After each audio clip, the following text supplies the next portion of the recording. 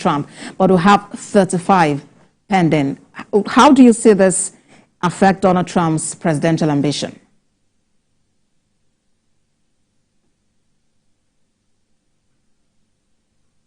Another, for the Republican Party, it's another milestone success in the bid to squash all of the different allegations against the presidential flag bearer, Donald Trump.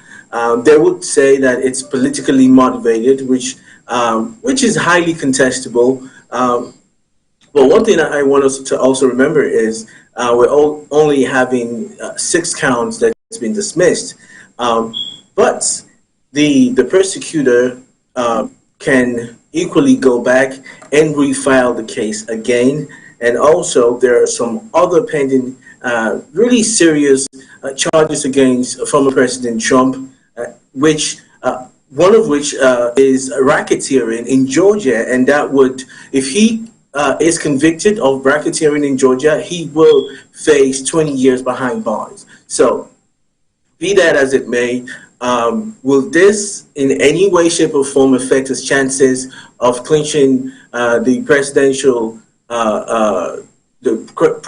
race or become the next president of the United States this November? That is highly contestable because we're looking at the entire American people, the American electorate overall. The Republican Party might be excited now, but for the rest of the people, they're not really buying the idea.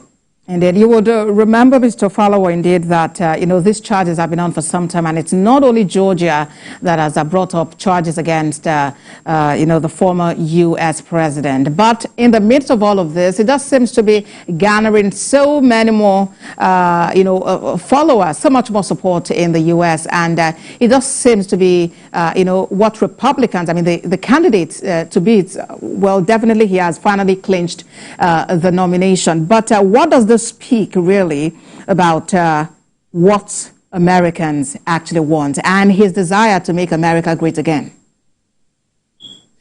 Well, it just depends on who you're talking to or what part of Americans you're having a conversation with. For Republicans generally, Mr. Donald Trump is the only formidable candidate in the entire Republican Party as it is, which is quite unfortunate because there seems to be no strong and solid candidates to bring up to contest or to battle President Joe Biden, Democrats, but. Again, I would say that for them it might be a success story that some of those charges have been squashed, but nonetheless, the electorate will have to decide and determine who becomes the next president in the next 4 years. Donald Trump has got many baggages. A lot of people see him as a wannabe tyrant, a wannabe dictator, which is not in attendance of democracy, especially in one of the oldest democratic country in the world, America. So having President Trump, or former President Trump, become America's president, that chances is quite slim, to be honest with you. But among the Republican caucus, of course he's going to get some votes. Of course some people are going to vote for him, but let's just put it out there, but I know for a fact that it's going to be really tough to sell former President Donald Trump as the only president or the only person that could become the next American president. We know the race is on, and definitely different candidates are really just trying to, share up votes, trying to converse to people to support them. But the U.S. House has made quite a significant move in recent time, and that's with the overwhelming vote now to ban TikTok in that country. We know that there are protesters who have gathered to say they are a part of the 170 million Americans who use TikTok and who believe that TikTok has been a blessing to them. How much of impact do you see this legislation have on the prospects of these two main contenders? This just cuts across the internet and social media in general.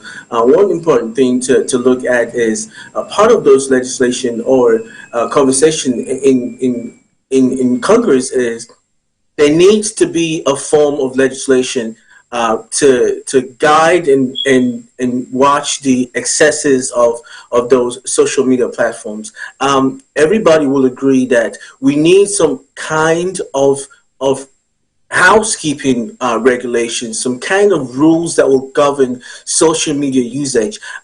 It's getting to an election year. Well, come November, every social media outlet is going to be agog with all kinds of information, maybe positive or negative, and there'll be all kinds of a barrage of information that would not sometimes might be false and might just be a false narrative, and this will go a long way because a lot of Americans are very avid consumers of this content. And when you don't have litigations or you don't have a rule governing this social media platforms, everybody, it's just going to be a free for all, which is not going to be good. People are watching these things. It's closer to people to access. So they need to be a form of legislation for it, which is not a bad thing. I will also say that it is a good and conscious thing to do to make sure that we kind of clean our social media space, and I think every law-abiding citizen should support that kind of regulation. TikTok is owned by a Chinese company, and what they're saying is you need to diversify, because we know that TikTok and the Chinese Communist Party have a huge stake in anything that comes out of China. So, in other words, they need to be some form of, American partnership or American ownership in parts of TikTok. That way, they'll know that some of those information that, consumer information from America, like American citizens, having access to TikTok, they're not using those information against them. So it guards some things like that. And yes, it's a good thing to do. And I just wish for all Americans to support that notion. Other countries around the world